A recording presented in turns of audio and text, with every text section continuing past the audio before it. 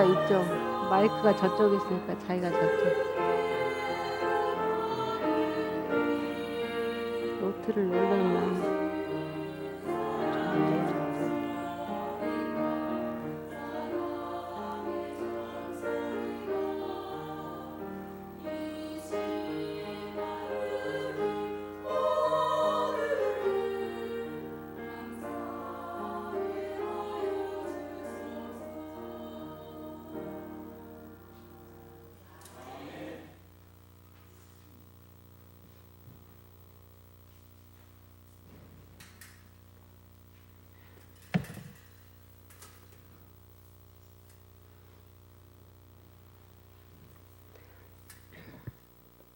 여러분 안녕하세요. 네, 어제 우리 자녀에 대해서 말씀을 나눴었죠. 우리 아이들하고 좋은 시간을 보냈습니까 어제? 네, 그러리라고 생각을 하고요. 오늘은 이제 당신의 부부는 안녕하십니까? 부부 생활에 대해서 좀 말씀을 드리도록 하겠습니다. 네. 이게 아직 연결이 조금 네.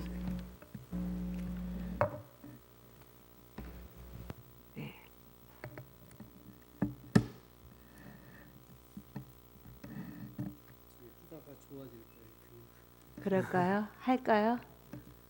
네, 알겠습니다. 조정을 일단 시키고. 네.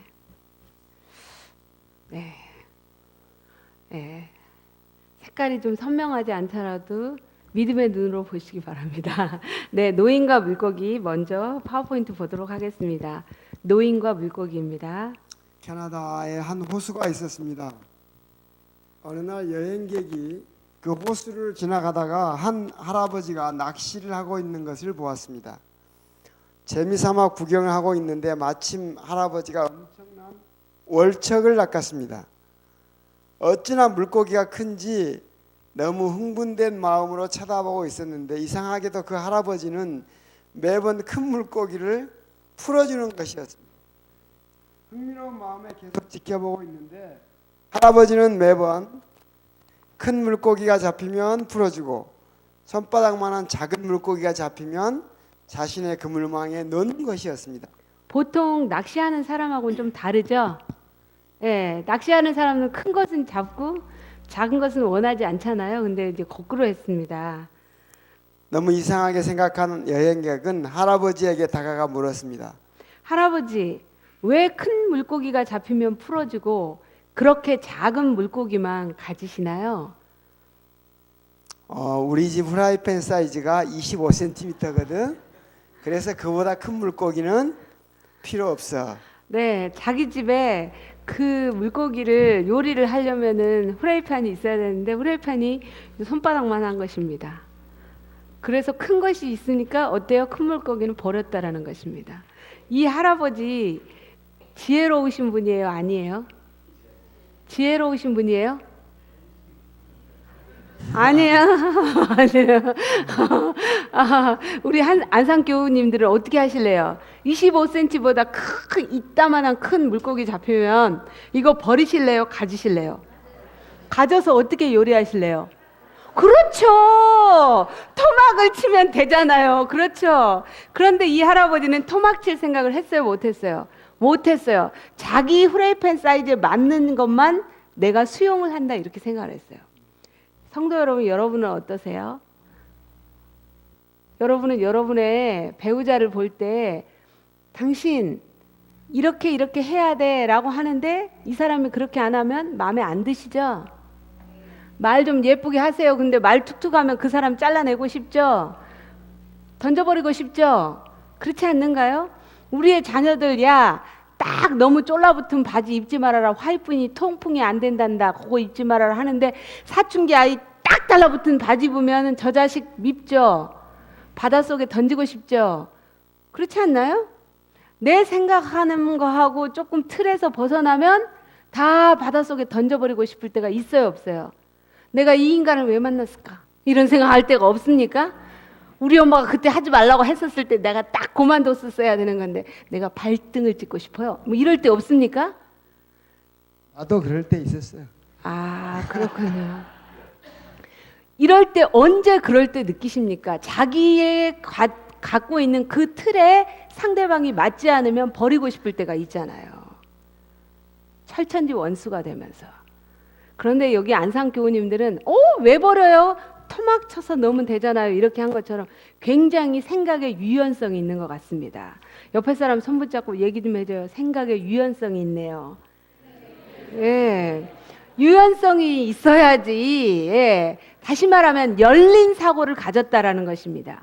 그런데 열린 사고가 아니면은 내 틀에 맞지 않으면 그건 뭐예요? 절대 용납을 못하는 것입니다. 그런데 누가복음 4장 22절에 보면 모두가 주의 증거를 인정하면서도, 다시 말하면 예수님이 메시아라는 것을 인정하면서도 주의 입에서 나오는 은혜의 말씀을 이상히 여기고 말하기를, 빨간 글씨 같이 읽어볼까요? 시작. 요셉의 아들이 아니냐. 다시 말하면 예수님이 하는 행동 하나하나를 보면 하나님의 아들이 분명하고 메시아가 분명해요. 그건 인정이 돼요. 그런데 그들의 고정관념에는 적어도 그렇게 메시아가 태어나려면 대단한 집안에서 나와야 됐었어요. 그런데 예수의 아버지는 누구였어요? 기껏해야 목수였어요. 그러니까 뭐예요? 자기들의 메시아로서 인정하려고 하니까 창피했어요. 우리의 그렇게 오랜 세월 동안 기다렸던 메시아는 적어도 요러요러한 모습이어야 된다라고 그들은 생각을 했는데 그 생각에 예수님은 맞지 않았어요. 그들이 그러니까 어떻게 했냐면 회당에 있는 모든 사람이 이런 말씀을 듣고 예수님의 말씀을 듣고 분으로 가득 차서 일어나 주를 어디로 데려갔어요? 마을 밖으로 데려가서 밀어내어서 마을이 세워진 그 다음에 산에부터 읽어보겠습니다. 빨간 것이 산을 시작. 산의 벼랑 끝으로 긁고 가서 곤두박이로 던지려고 하더라. 방금 25cm 프라이팬을 갖고 있는 이 할아버지가 그거보다 큰 물고기를 바닷속에 집어 던진 것처럼 예수님도 자기들의 틀 속에는 너무 컸어요. 그러니까 받아들이질 못하고 오히려 어떻게 해요? 자기들의 생각을 거기에 맞춘 것이 아니라 예수를 저 낭떠러지 밑으로 밀어서 죽여버리려고 했어요. 이 사람이 메시아가 되면 우리는 불편한 거야. 그러니까 당신은 뭐 하세요? 죽어주세요. 이게 우리의 모습인 것입니다. 옆에 사람 손 붙잡고 얘기 좀 해줘요. 후레이판 사이즈 좀 키우세요. 얘기 좀 해주세요. 네. 그리스도인의 삶이란 무엇인가? 아유, 나는 이래야 되는데, 아유, 화이트부인이 고기 먹지 말라 그랬는데 저기 저 집사는 고기를 먹네? 아직 멀었어. 자기 후라이팬 사이즈로 측정하고 있는 것입니다. 아니, 안식일 날 여기서 금요일 날 저녁부터 다음 날 일해야 되는데 이제 초신자가 여기 귀고리를 걸고 왔어요. 목걸이를 걸고 왔어요. 아휴, 저 언제나 뛸까? 저것만 보면 모든 은혜가 사라져. 이 안식일에 목사님의 말씀도 하나도 안 들어와. 오로지 저 집사가 걸고 있는 그 귀걸이만 자꾸 눈으로 가는 거야. 그 집사를 뭐해요? 귀걸이를 떼게 하든지 이 교회를 고만 나오게 하든지 둘 중에 하나를 하시더라고요. 기존의 신자들이. 그래서 어떻게 한다고요? 신앙을 한다라는 것은 무엇인가? 내 안에 많은 물고기들이 온갖, 예수님 안에 누가 들어왔어요? 창녀도 들어왔죠. 세리도 들어왔죠. 절름발이도 들어왔죠. 온갖 사람들이 다 들어와서 예수님 안에 후라이판에서 놀았단 말이에요. 그러는 것처럼 그리스도인이 된다라는 것은 무엇을 키우는 거다? 수용 능력을 키우는 거라는 거죠. 옆에 사람 손 붙잡고 얘기 좀 해줘요. 프라이팬 사이즈 좀 키웁시다. 예. 그래서 내 마음에 안 들더라도 그 사람도 뭐 해요? 넉넉히 내 안에서 수용할 수 있어야 된다라는 거죠. 그것이 안 된 사람들을 오늘 그 부부들이 그것이 안 됨으로 인해서 얼만큼 고통스럽고 가정에 문제를 많이 일으키고 불행한 삶을 살았던가에 대해서 오늘 보도록 하겠습니다. 창세기의 24장에 나오는 한 부부를 보겠습니다. 이삭과 리브가 부부를 한번 살펴보겠습니다. 이삭은 남편이죠. 아브라함의 아들입니다. 근데 이 이삭이 이제 나이가 많이 들어서 결혼하지 않았을 때 아브라함이 이제 이삭의 배우자를 구하기 위해서 엘리에셀 그 종을 보내 가지고 그 고향으로 보내서 그 배우자를 찾아오도록 이제 명령했고, 이제 엘리에셀이 이제 그 아브라함의 명령을 따라서 먼 여행을 해 가지고 우물가에서 한 여인을 만났습니다. 처음 만난 거죠. 그 여인이 이제 이 여인 리브가입니다. 예, 이삭이 저물 때 들에 나가 묵상하다가 눈을 들어보면 약대들이 오더라라고 얘기를 합니다. 이삭하고 결혼한 사람이 누구였어요? 리브가였습니다. 그런데 이 남편은 어떤 사람이었는가? 이 남편은 지금 빨간 글씨로 되어 있죠. 뭐라고 되어 있어요? 묵상을 하는 사람이었습니다. 다시 말하면 이 남자는 신실한 사람이었습니다.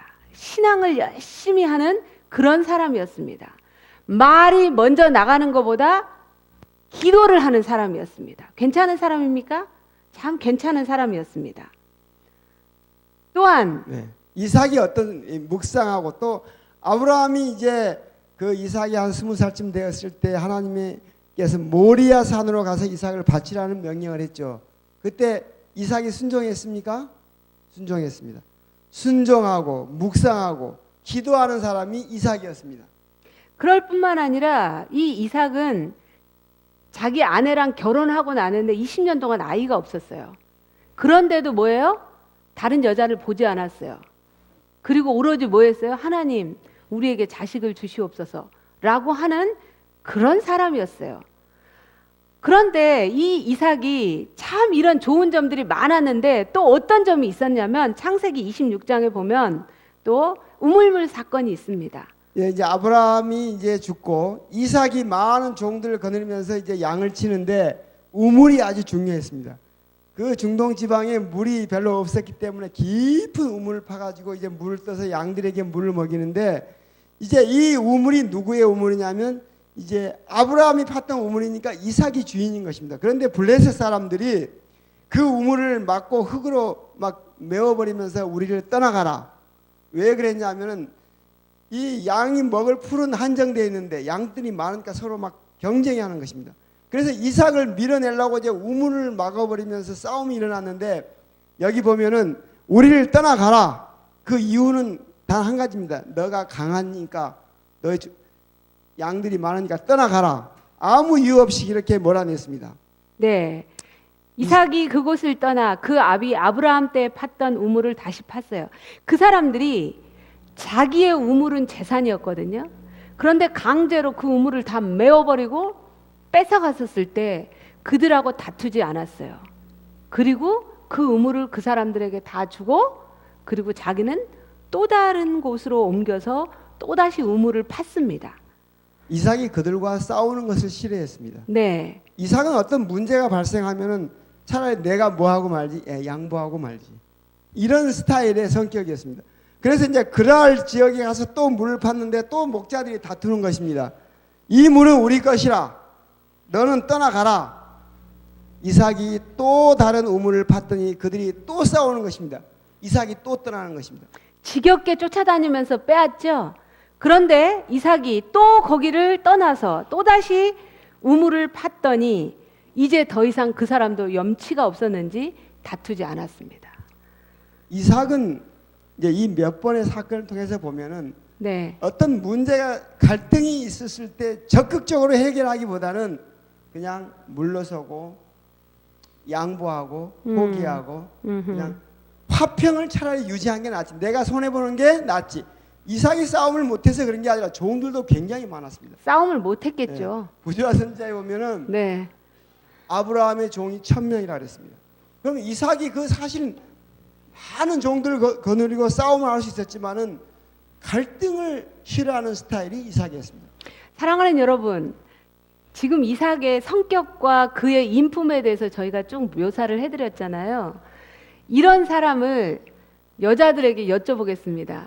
남편감으로 혹은 내 딸 사위감으로 괜찮다고 생각하십니까? 아니라고 생각하십니까? 아니에요. 어떠십니까? 나는 우리 딸이 이런 사윗감을 데리고 온다 그러면 오케이 하시겠습니까? 아니라고 하시네요. 왜 그러십니까? 안 돼요. 고개를 흔드시는데 안 됩니까? 됩니까? 왜 안 되고 왜 됩니까? 네? 네. 아하, 그러면 바보가 되는구나. 아, 세상에 넌 바보다. 그런데 이삭을 볼게요. 제가요, 전국을 다니니까 많은 어머니들이 이런 얘기 하세요. 우리 딸이, 관연한 딸이 있는데, 전국을 다니면서 청년들 보잖아요. 우리 딸 중매 좀 하세요. 그렇게 얘기하십니다. 저한테. 그리고 제가 물어봅니다. 어떤 사윗감을 원하세요? 반드시 이렇게 얘기합니다. 신앙이 1번입니다. 그렇게 얘기합니다. 신앙이 신실해야 된대요. 아, 신앙이 있으면 됩니까? 아니요. 조금 좀 직업도 괜찮고 이렇게 얘기를 하십니다. 아시겠죠? 신앙도 괜찮고 직업도 괜찮고 그러면서 그러면 그 두 가지면 됐습니까? 또 한 가지 더 얘기합니다. 집안이 신앙을 했으면 좋겠고 이렇게 얘기를 하십니다. 예, 요 정도면 됐습니까? 예, 그 정도면 딸을 시집 보낼 수 있을까요? 근데 이삭을 봐보세요. 이삭의 집안이 신실한 집안이었죠? 신실한 집안이었어. 이삭의 집안이 신실한 집안. 그 다음에 이삭이 또 어때요?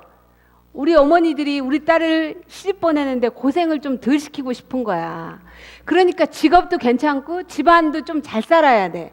이삭의 집안은요, 굉장히 잘 살았어요. 오늘날로 말하면 삼성가처럼 잘 살았어요. 그때 당시에 종이 몇 명이니까? 1000명이니까. 굉장히 잘 산 거죠. 회사로 말하면 어마어마한 회사잖아요. 그때 당시에. 괜찮은 집안이죠. 그런데 부모 신앙만 좋은 게 아니라 누구 신앙도 좋아요. 그 아들 신앙도 좋아요. 이런 거 보기 덩굴째 굴러 들어온 거 아닙니까? 그런데도 우리는 걱정이 된다 이것입니다. 왜 걱정이 되는가? 보겠습니다. 이삭을 보겠습니다. 이삭은 어떤 점이 좋아요? 순종. 예, 부모님 말씀에 그러면서도 순종해요. 부잣집 아들 망나니 같은데 그 아들은 안 그래요. 지 목숨을 내놓을 만큼 부모님께 순종해요. 또 묵상했죠. 묵상. 예, 기도하는 사람에서 문제를 기도로 해결하는 사람에서 또 어떤 점이 좋아요? 화평. 늘 싸움을. 예. 밖에 사람들하고 안 싸울 뿐만 아니라 집안 식구하고도 안 싸운 거야. 이런 남자는 순하고 좋잖아요. 그렇죠. 아주 좋아요. 또 어떤 점이 좋아요? 아주 신중한 사람들. 말을 함부로 하지 않잖아요. 예, 그래서 말을 함부로 많이 하다 보면 말 실수가 많고 상처를 줄 수가 있잖아요. 그런 사람이요. 또 어떤 점이 좋아요? 양보하고. 네, 타인들에게 양보하는 사람이에요. 이런 것들로 보면은 굉장히 좋은 사람이죠. 이삭을.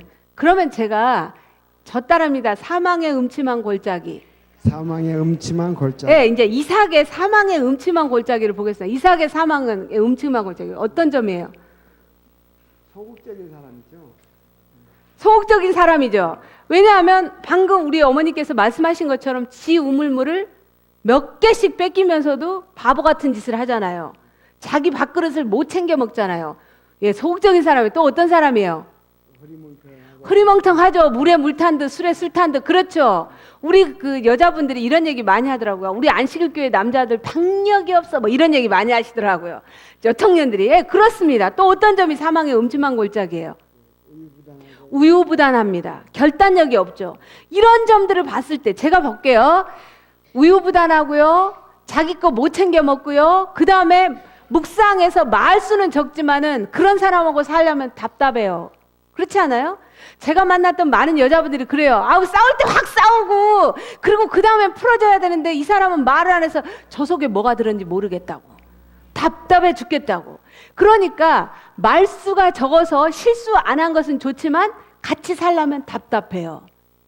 똑같은 사람을 이 점으로 보느냐 사망의 음침한 골짜기로 보느냐에 따라서 결과가 다르죠. 그렇지 않아요? 같은 사람이라는 것입니다. 같은 사람. 같은 사람을 뭐예요? 뚱뚱하니 풍성하니 마음이 넓고 좋습니다. 이렇게 볼 수도 있고 미련스럽게 보인다. 이렇게도 볼 수 있는 거예요. 그렇지 않는가요? 아이가 키가 커지면은 아우 날씬하니 좋습니다. 그러면 엄마가 뭐라고 했냐면 멀대같이 키만 커요. 이렇게 얘기하지 않는가요? 똑같은 사람을 어떤 식으로 표현하느냐에 따라서 멀대 같다고 하면 얘가 아무것도 아닌 것처럼 보여지는 것입니다. 그런 것처럼 사람을 바라보는 관점이 있는데 여기 그 사람이 가진 좋은 점을 바라보느냐 사망의 음침한 골짜기를 바라보느냐에 따라서 결과가 다르다라는 것입니다. 옆에 분들한테 물어보세요. 사람을 볼 때 생명의 관점으로 보세요? 사망의 음침한 그쪽을 보고 계세요? 하고 물어보세요. 지금 물어보시기 바랍니다.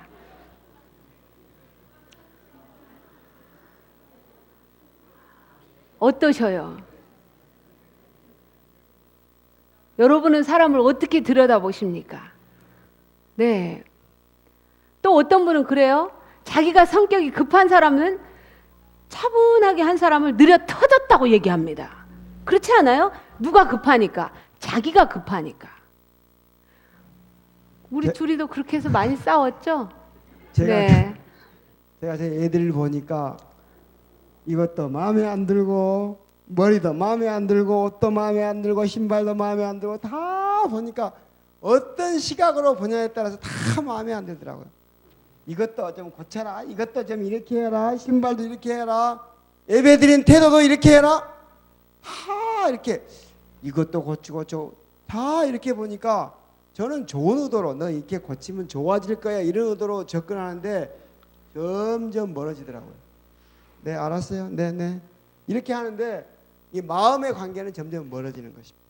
내가 어떤 눈을 가지고 바라보냐에 따라서 어떤 관계가 만들어지더라고요. 그래서요.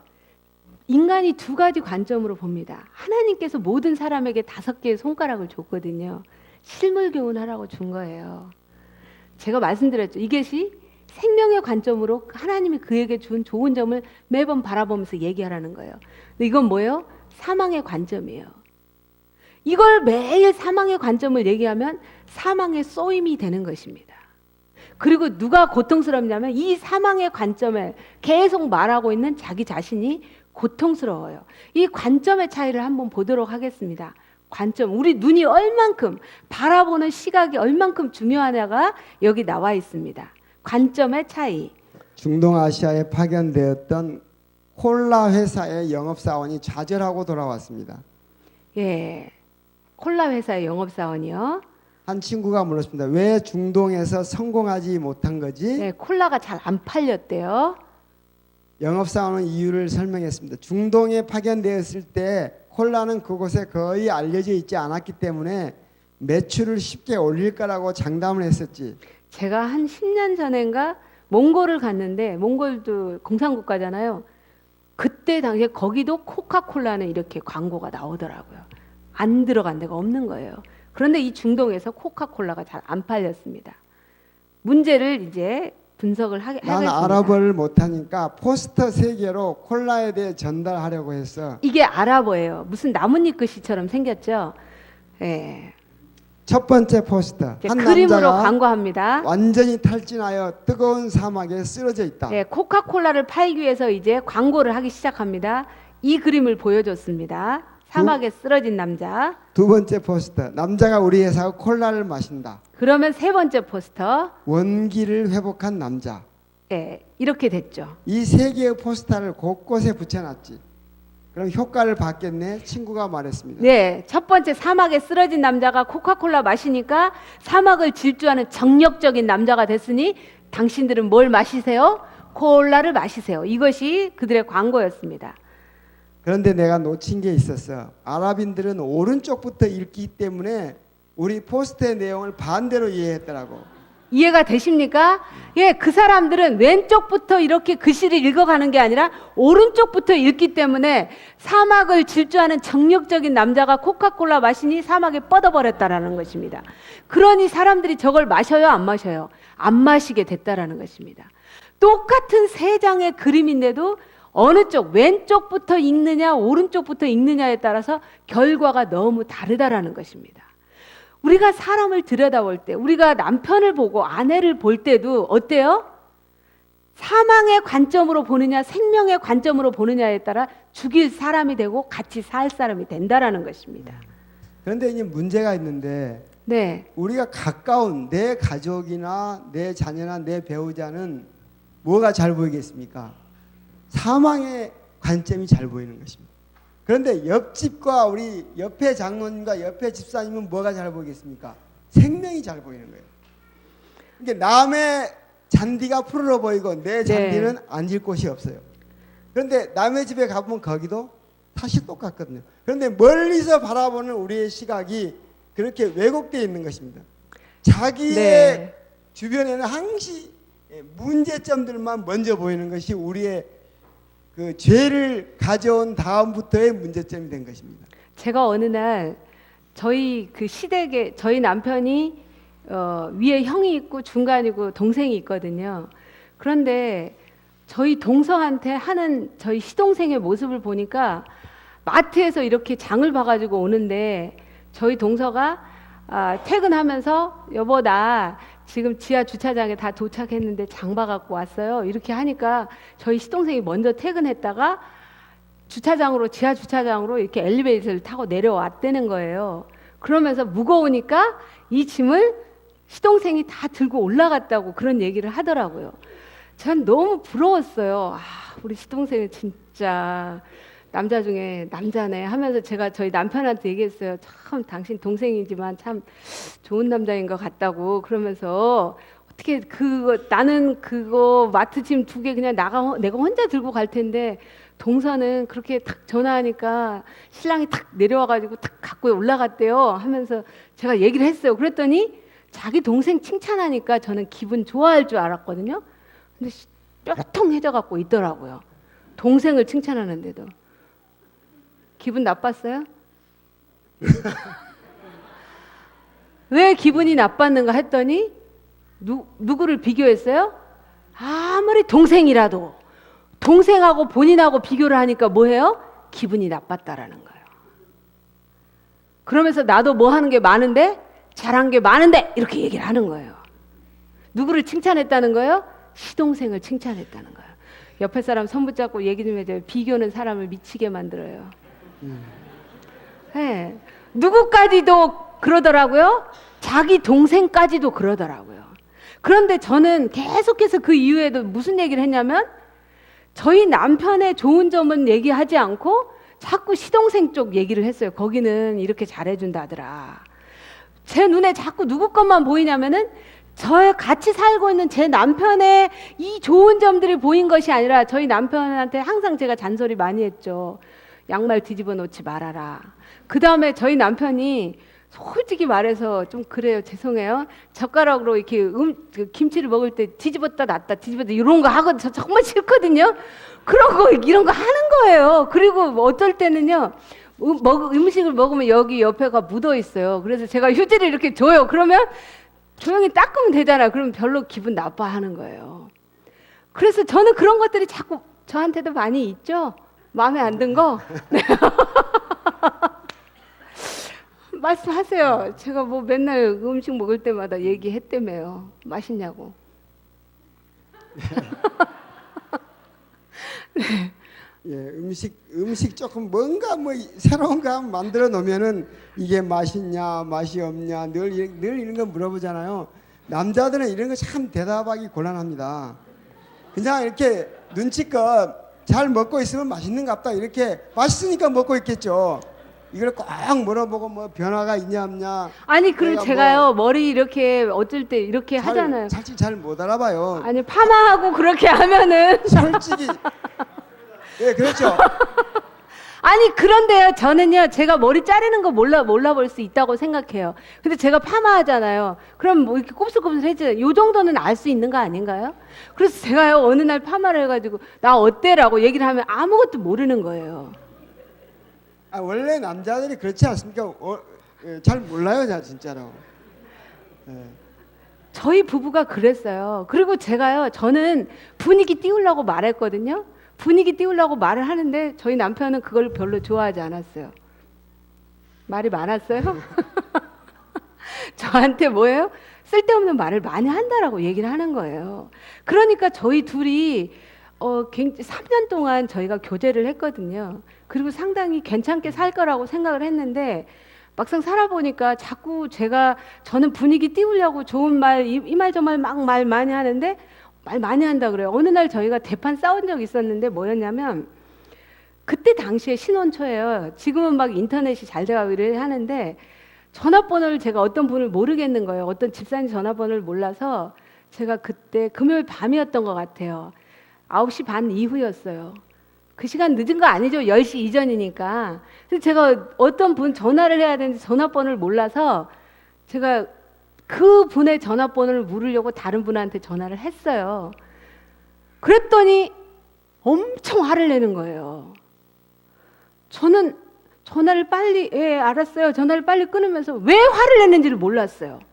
왜 그렇게 화를 냈어요? 늦은 시간에 자기가 다른 데 책을 이렇게 그 전화번호를 잘 뒤져보면 될 건데 그걸 또 귀찮다고 또 전화해갖고 물어보고 저는 남에게 이것이 피해 준다고 생각하거든요. 서로 다른 의견들이 서로 많은 거예요. 제가 좀 전화번호 물어보면 그게 피해 준 겁니까? 아, 예, 동의하시죠? 아니 그거 뭐 저도 누가 물어보면 말할 수 있어요. 여자분들은 어떻게 생각하세요? 괜찮죠? 저도 친절하게 말해줄 수 있거든요. 그런 전화 받아 몇 번이에요? 이렇게 말해줄 수 있어요. 그런데 그것을 제가 남한테 밤 늦은 시간에 그 사람 귀찮게 피해를 준다고 해서 저희가 싸웠어요. 부부지간에 이런 거더라고요. 그래서 제가 너무 실망을 했어요. 참 그 모태신앙 가정에서 고귀하고 귀하고 뭐 이런 줄 알았더니 막 저한테 이렇게 공격을 하는 거예요. 그래서 야 너무 힘들다라고 막 생각을 했고 내 이 결혼 모르고 싶다, 잘못됐다 막 이런 후회 많이 했어요.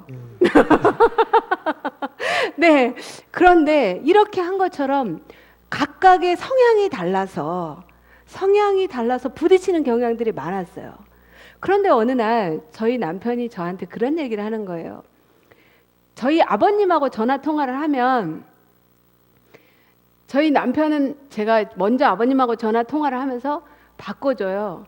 그러면 막 손사래를 치는 거예요. 나 할 말 없다고. 아시겠죠? 할 말 없다고. 예, 그러면서 당신이 끝을 내리는 거예요. 그래서 저는 이상했어요. 왜 아버지께 할 말이 없을까? 누군데? 아버지인데. 그런데 나중에 듣고 쭉 보니까 용건이 있을 때 전화를 하는 거예요. 여기 식구들은. 근데 저희는 용건하고 상관없이 그냥 전화를 하는 거거든요. 그런데 어느 날 저에게 고맙다라고 얘기를 하는 거예요. 그러니까 평소에 늘 같은 대화와 같은 질문과 식사하셨어요. 이 이상의 다른 용건이 없을 때 이 사람이 전화를 해서 아버님 요즘에 어떠세요? 어떻게 사세요? 쭉 한 30분씩 이렇게 1시간씩 이야기하면 너무 고마운 거예요. 내가 할 수 없는 것을 처음에 말 많다고 핀잔했는데 그 말 많은 것도 써먹을 때가 있구나. 참 고마워했습니다. 네, 그러니까 저희가 계속 이 사망의 관점으로 저 말 많다고 공격을 하고 저는 또 이 사람에게 말하지 않는다라고 얘기를 하면은 둘 다 사망으로 죽어가는 거죠. 그런데 말 많은 것이 좋은 점으로 또 보일 수 있는 거거든요. 그 다음에 저도 이제 알았어요. 제가 맨날 그 턱 앞에서 물어봤거든요. 음식을 차려놓고 콩나물을 그냥 저는 안 무쳐요. 거기다가 카베츠 같은 걸 넣어가지고 이제 무쳐요. 그러면 이제 아시겠죠? 저희 식구들이 그럽니다. 엄마 너무 창의적으로 하려고 하지 마. 이렇게 하는 거예요. 이해되셨죠? 무슨 말인지. 예. 늘 새롭게 하다 보니까 맛이 야리꾸리할 때가 맞는가 봐요. 그런 사람에게 제가 자꾸 맛있냐고 물어보니까 얼마나 고통스러웠겠어요. 그리고 말하지 않고 그냥 있어주는 것만도 저는 어느 날 그게 고마웠었어요. 그러니까 각각의 성향들이 있기 때문에 그 성향을 뭐해요? 내 후라이팬에 그냥 품어가는 거죠. 그런데 그거 고치라고 저한테 말하지 말라고 하면 저는 하루에 35,000단어를 말해야 되거든요. 여성들은. 남자들은 12,500단어만 말하면 끝나요. 12,500단어를 말하는 이 사람한테 그리고 직장에서 다 써버리고 집에 오면 힘든 이 사람한테 또 나랑 말하자고 하면 이분은 고통스럽잖아요. 그런데 35,000단어를 풀어야지 내가 스트레스가 해소가 되는데 당신 입 다물고 있으라고 하면 누가 죽어요? 제가 죽잖아요. 각각의 특성을 서로 뭐 해줘야 되는 거예요? 인정을 해줘야 된다라는 거죠. 옆에 사람 손 붙잡고 얘기 좀 해줘요. 내가 이제 인정해 줄게요. 얘기 좀 해주세요. 네. 그런데 여기 산상보훈에 보면 이렇게 돼 있습니다. 우리는 같이 읽어보겠습니다. 시작. 우리는 마음을 읽을 수 없다. 스스로 결점이 많기 때문에 다른 사람을 심판할 자리에 앉을 자격이 없다. 자신을 기준으로 삼지 말라. 네, 자신을 기준으로 삼지 말아야 되는 이 말씀이 중요한 거죠. 내가 내 성향이 이러니까 엄마 성향이 조용한 성향이면 아들이 좀 막 이렇게 활발하게 하면 제발 좀 가만히 안 있을래? 하면서 애의 성향을 죽이신 분이 계시거든요. 아니라는 거죠. 내 성향은 이렇고 제 성향은 그렇구나. 내 성향은 이렇고 남편 성향은 이렇고 아내 성향은 이렇구나. 이것을 각각 인정해 줘야 되는데 내 성향이 이러니까 저것이 불편하니까 그렇게 하지 마라고 하시면 안 된다라는 거죠. 이제 그 아내의 성격을 한번 보도록 하겠습니다. 예, 리브가는 아내인데요. 이제 엘리에셀이 그 우물가에서 이제 리브가를 처음 만나가지고 물 좀 마시게 물 좀 주세요. 그러니까 이 리브가가 급히 이 빨간색 보면 급히 그 물 항아리를 손에 내려 마시게 했습니다.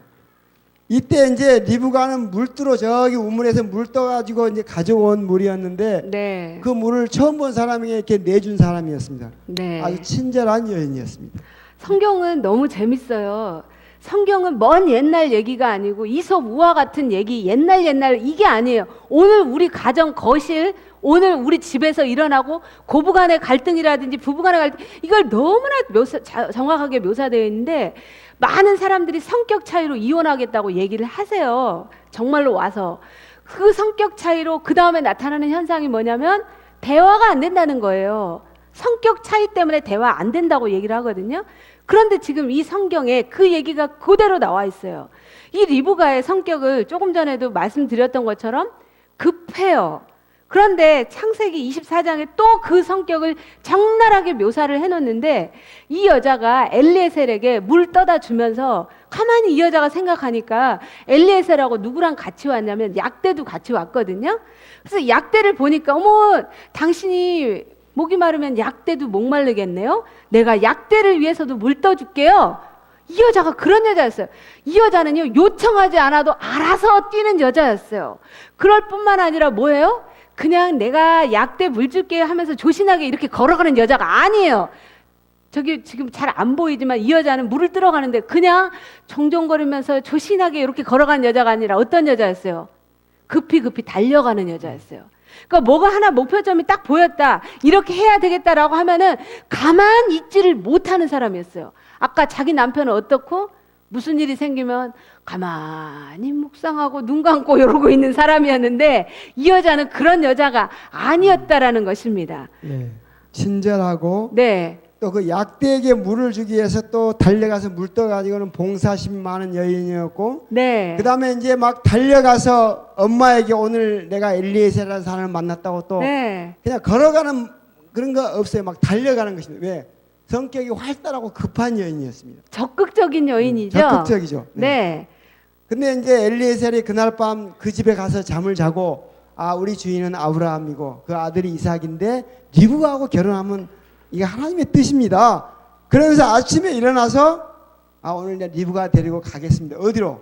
아브라함 우리 네. 주인집으로 가겠다고 이야기하는 것입니다. 네. 엘리에셀도 상당히 급하죠. 네. 엘리에셀이 마음이 급했거든요. 아브라함이 빨리 며느리감 찾아와라 이렇게 얘기하니까 너무나 오랜 시간 동안 이렇게 지체가 됐기 때문에 이 며느리감을 딱 찾았다 싶으니까 빨리 주인에게 돌아가고 싶었습니다. 그래서 하룻밤 자고 이제 가겠다고 얘기합니다. 당신 딸 데리고. 그때 이제 엄마하고 그 오빠가 이렇게 말합니다. 이제 알겠습니다. 열흘 정도만 기회를 주면은 네. 이제 이곳에서 이제 리브가를 떠나보낼 준비도 하고 네. 이제 결혼식도 하고 이제 떠나보내겠습니다. 열흘 달라고 이렇게 하니까 그 요구가 무리한 요구입니까? 무리한 요구는 아니죠. 오늘날처럼 이렇게 KTX가 있다거나 뭐 인터넷이 있다거나 전화 이런 거 없잖아요. 한 번 시집을 보내면 영영 못 만날 수도 있는 길이었거든요. 그러니까 이 엄마가 떠나기 전에 너무 우리 딸 좋은 데로 시집 보내서 좋지만 뭐해요? 좀 내가 마음의 준비가 필요합니다. 열을 주십시오. 이렇게 얘기를 했습니다. 그러니까 엘리에셀이 얘기합니다. 리브가에게 물어봅시다. 내가 이 사람과 함께 가려느냐? 그가 대답하되 뭐라고 대답했어요? 가겠나이다. 이 여자 어떤 여자예요? 예, 아주 예, 결단력 있죠. 하나님의 뜻이라고 하면은 네. 예, 비록 어제 만났지만 오늘 네. 내가 떠날 수 있는 여인이 리브가였습니다. 야. 여러분 리브가라는 여인도 이렇게 보면은 네. 생명의 관점으로 볼 수 있고요, 사망의 네. 관점으로 볼 수 있는 것입니다. 생명의 관점으로 보면 어떻습니까? 친절한 여인이죠. 그 약대에게도 내가 막 물 주겠다고 하면서 달려가는 적극적이고 활달하고 결단력이 있고 네. 정말 이런 정말 그 무슨 일인지 앞서가서 이렇게 하고 남 뒤에서 이렇게 조용히 하고 그런 여인이 아니었거든요. 신실하죠. 네. 믿음도 신실하고 이런 네. 여인이 리브가입니다. 그런데 리브가의 이 사망의 관점을 보면 어떻습니까? 너무 좀 여인이 촐싹됩니까? 예. 신중하지 못해요. 지금 엘리에셀이 정말 아브라함의 종인지 좀 알아도 봐야 되고 좀 조사도 해봐야 되잖아요. 근데 그냥 그 이야기가 진짜인지 가짜인지 가겠나이다 네. 해버렸죠. 네. 너무 또 생각이 깊지 않아요. 너무 뭐 어떤 일을 그냥 쉽게 결정해버리는 이런 여인으로 볼 수 있는 것입니다. 어떤 여인을 우리가 어떤 관점으로 이 리브가를 어떤 관점으로 보냐에 따라서 다른 사람이 되는 것입니다. 네. 이 여자가 가겠나이다. 야, 저라면 어땠을까 이런 생각이 들어집니다. 여기 어머니들이 많이 계시는데요. 딸이 이렇게 어제 저녁 해가지고 오늘 좋은 남자 만났다고 가겠나이다 하면 어떠시겠어요? 예? 우리 엄마들이 그런 얘기 많이 하시더라고요. 아니 그 저 도둑놈 같이 생긴 개 하나 만나가지고 6개월 사귀더니 내가 지를 27년을 키웠는데 6개월짜리하고 나하고 비교를 하려고 그런다고. 누구를 더 사랑한다고? 6개월 동안 사귀었던 그 오빠가 더 좋다고 한다고. 그러면서 배신감 느낀다는 얘기를 정말 많이 하더라고요. 옆에 사람 손 붙잡고 얘기 좀 해줘요. 자식 소용없어요. 네, 예, 또 얘기해 주세요. 자식 믿고 살려고 하지 마세요. 예, 예, 대개가 그렇게 많이 하시더라고요. 우리 어르신들이 누구를 많이 의존을 해요. 연세가 많이 들수록 예, 자식을 많이 의존해요. 이제 나와보세요. 예, 이렇게 생각을 하시더라고요. 부부가 이렇게 결혼해서 잘 살려고 생각을 했는데요. 이 사람이 날 안 보고 저쪽을 봐요. 예. 그러면 제가 어때요? 슬퍼요. 날 봐요. 날 보라고요. 자꾸 돌아가요, 이 사람이. 다른 여인이 될 수도 있고요. 일이 될 수도 있고요. 어떤 분은 시댁이 될 수도 있어요. 그렇죠? 아니, 나는 당신 보고 결혼을 했다니까. 그래도 돌아가요. 이거를 자꾸 경험을 하면요. 어떤 일이 벌어진 줄 아세요? 이리 와보세요. 네.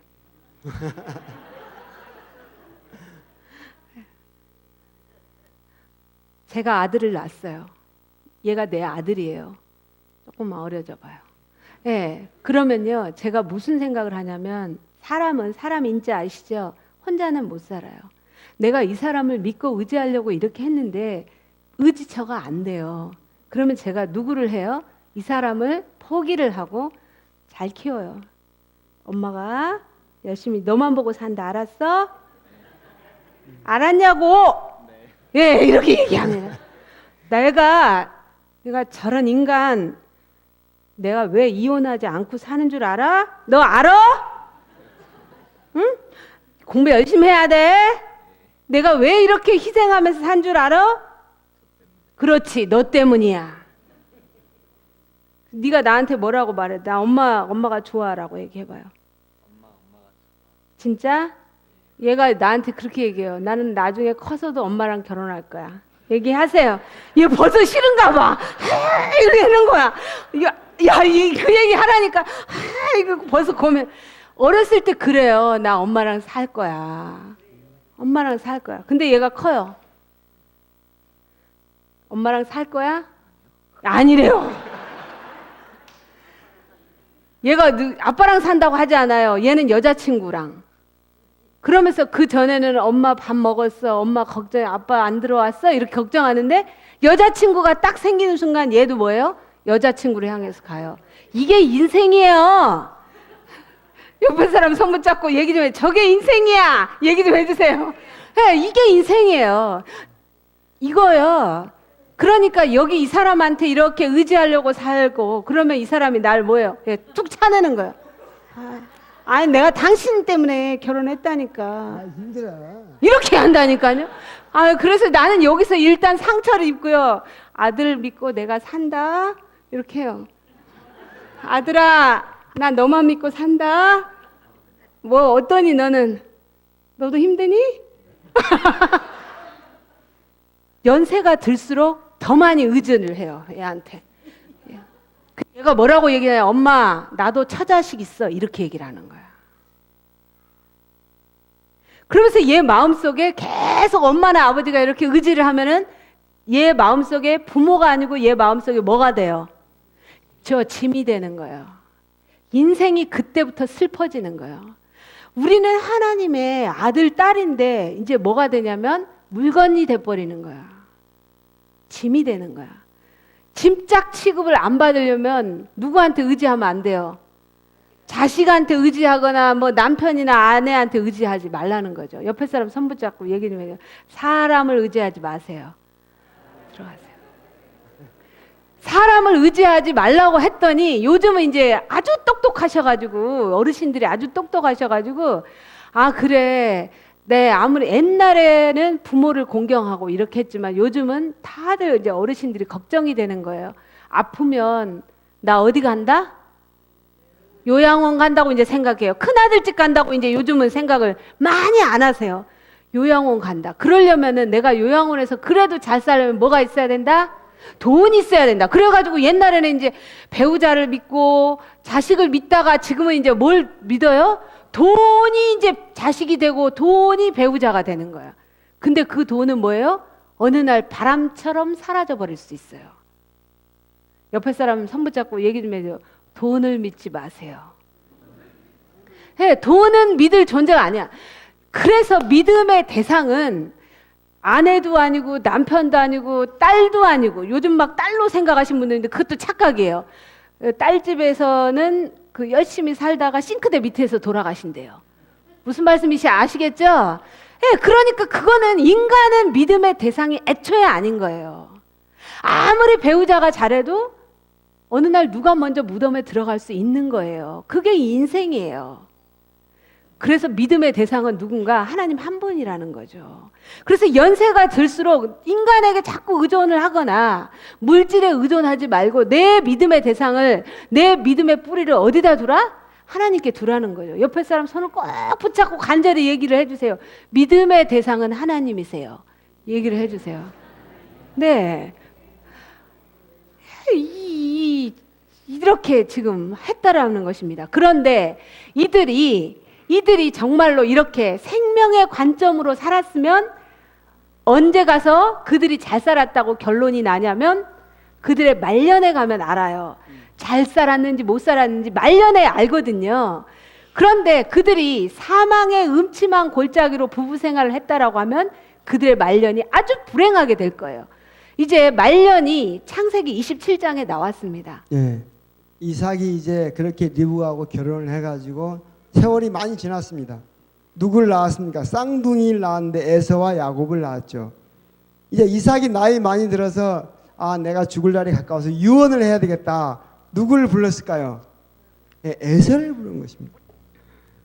원래 유언하려면 가족을 다 불러야 되는데 에서만 불렀습니다. 여기 보면은 맏아들 에서를 불러 가로되 내 아들아 내가 이제 늙어 어느 날 죽을는지 알지 못하노니 나를 위하여 사냥하여 나의 즐기는 별면을 만들어 내게로 가져다가 나로 죽기 전에 내 마음껏 내게 축복하게 하라. 이삭이 원래 처음에 20세 때부터 순종하고 하나님의 뜻에 복종하고 아버지 이제 이렇게 했는데 신앙적으로 이렇게 했는데 나중에 보니까 하나님의 뜻이 아님에도 불구하고 자기의 고집대로, 자기의 방식대로 내 마음껏 이렇게 약간 신앙이 바뀌어진 것을 지금 기록하고 있는 것입니다. 네. 하나님 중심, 하나님의 뜻에 따라 이렇게 네. 지금 말하지 않고 있는 것입니다. 여기 지금 빨간 것이 뭐 대충 보이죠? 잘 안 보이죠? 성경은 이렇게 묘사해 놨어요. 27장 1에서 4절 사이에 내가 자기를 굉장히 강조하는 내용이 7번이 나옵니다. 그런데 이 얘기를 지금 누가 엿듣고 있었어요? 그의 아내가 엿듣고 있었습니다. 그러니까 그 여자도 당신이 그래? 큰아들 데리고 그래? 그러면은 나도 있어. 둘째 아들 하면서 둘째 아들 불러다가 같이 읽어보겠습니다. 시작. 내 아들아, 내 말을 쫓아 내가 내게 명하는 대로 염소의 좋은 새끼를 내게로 가져오면 내가 그것으로 별미를 만들리니 어미가 그에게 이르되 내 아들아, 너의 저주는 내게로 돌리리니 내 말만 쫓아라. 이 여자는요, 남편이 한 걸 귀를 쫑긋 들으면서 저 인간이 자기를 주장한 게 몇 번이야 했더니 7번인 거예요. 자기는 8번을 합니다. 지고는 못 사는 여자인 것입니다. 그러면서 이들이 뭐예요? 완전히 부부지간에 한 집에서 한 지붕 아래에서 밥을 같이 먹고 있지만 완전히 남남이 되어버렸습니다. 이걸 가족 치료로 보여드리도록 하겠습니다. 저희가 한번 보여드릴게요. 가족 치료로.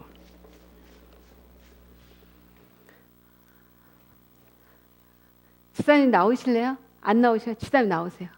네, 나오세요. 집사님이 리브가입니다.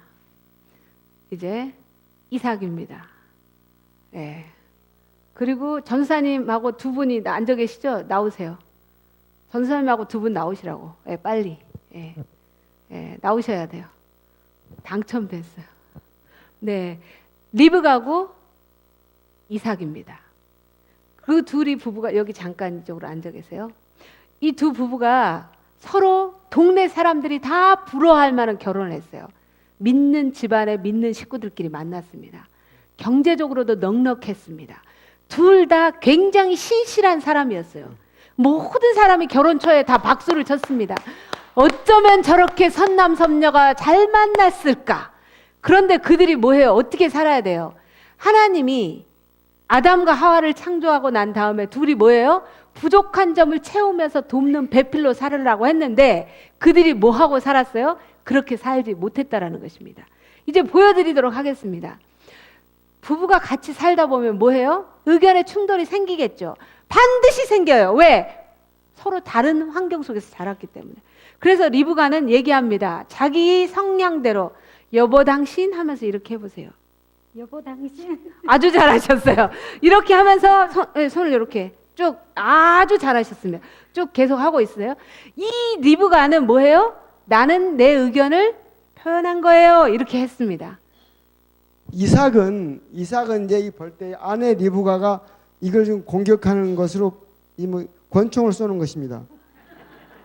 근데 이삭은 어떤 보따리를 가지고 왔냐면 아브라함과 사라 그 이제 부모 원 가정에서 이런 보따리를 본 적이 없습니다. 사라는 그 남편 아브라함에게 늘 이렇게 했습니다. 권총을 쏜 적이 없어요.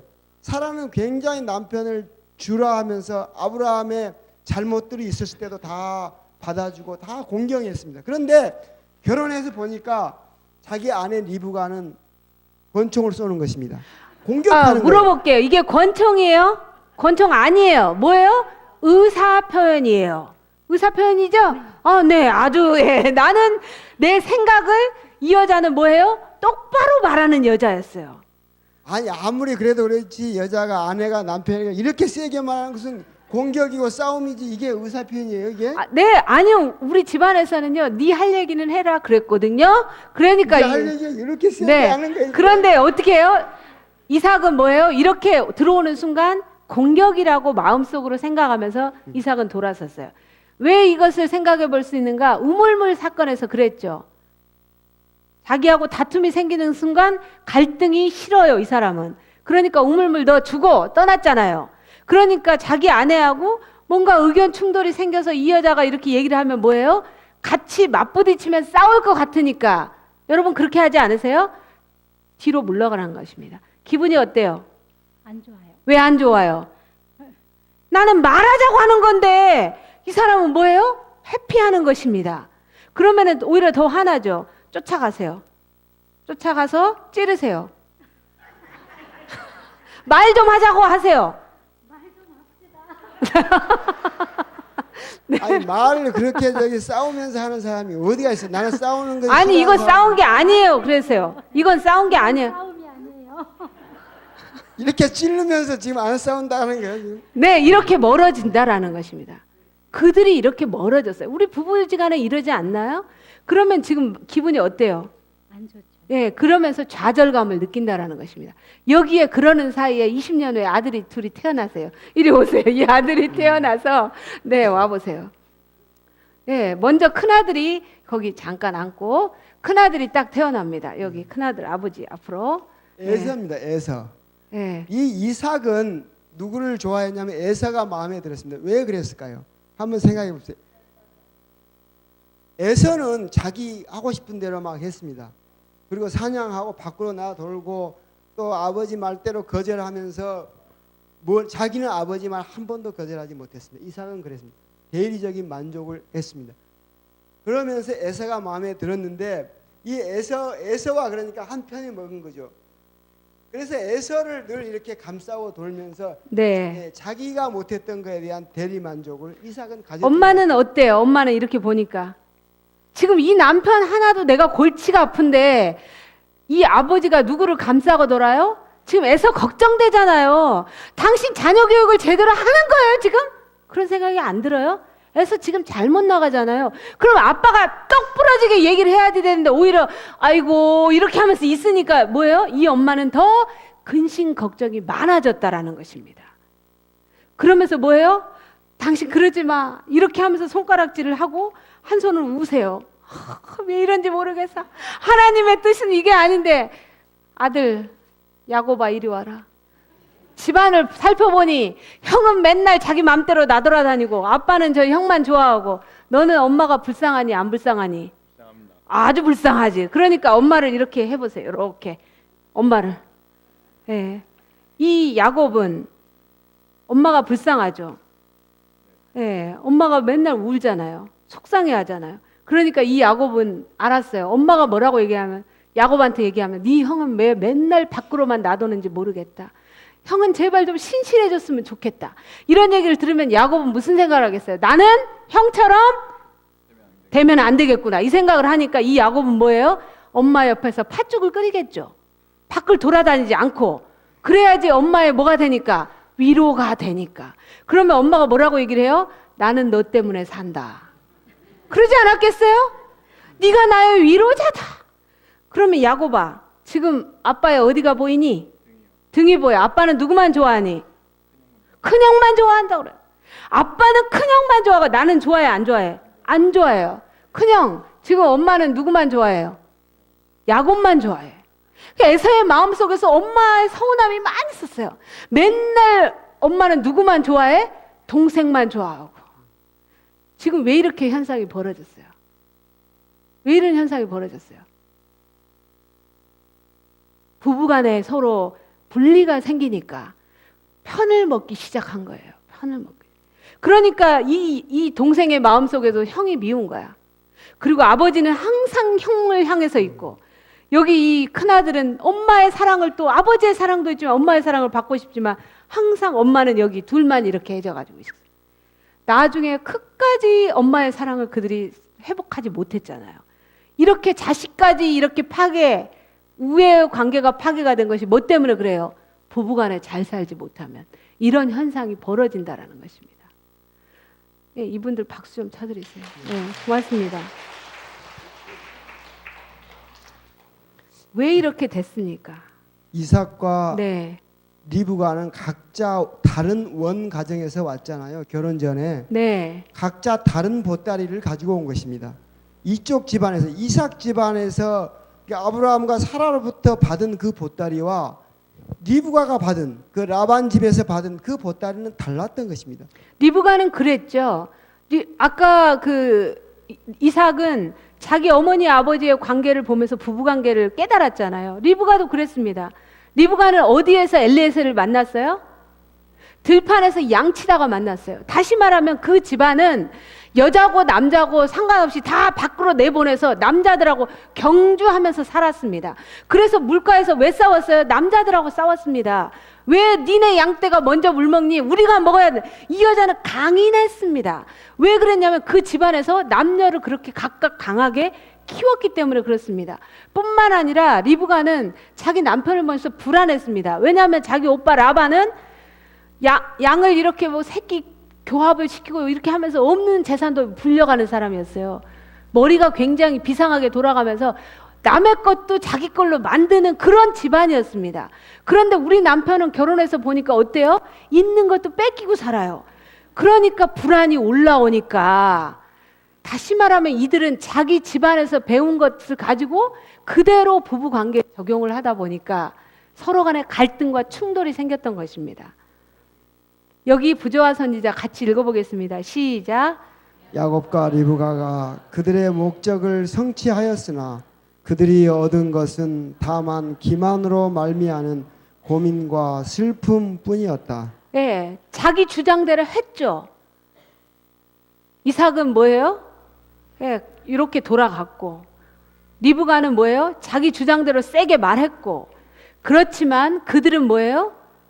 결국은 서로가 고통과 불행을 얻었을 뿐이라는 것입니다. 사사기 21장 25절 말씀 읽겠습니다. 시작.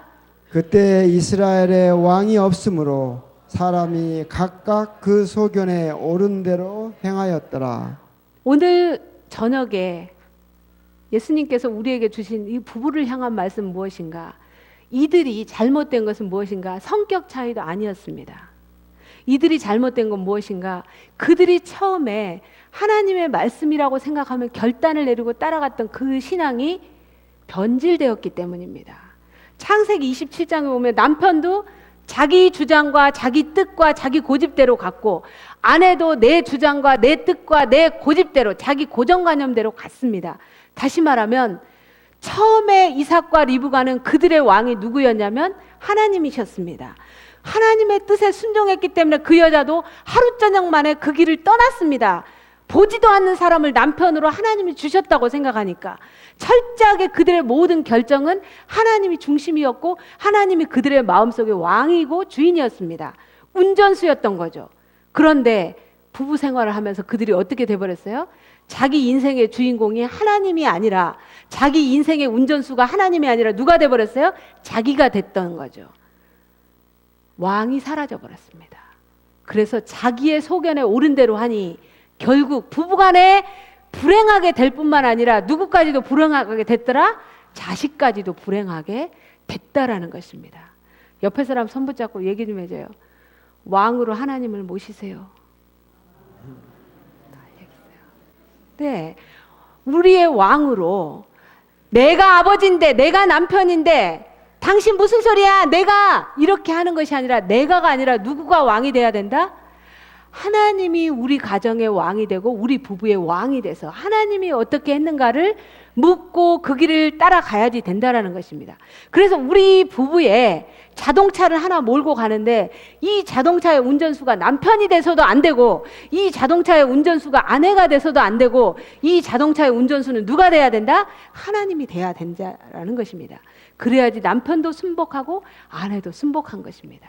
옆에 사람 손을 꼭 붙잡고 얘기 좀 해주세요. 그 집의 운전수는 하나님이에요. 하나님을 초청하세요. 얘기 좀 해주세요.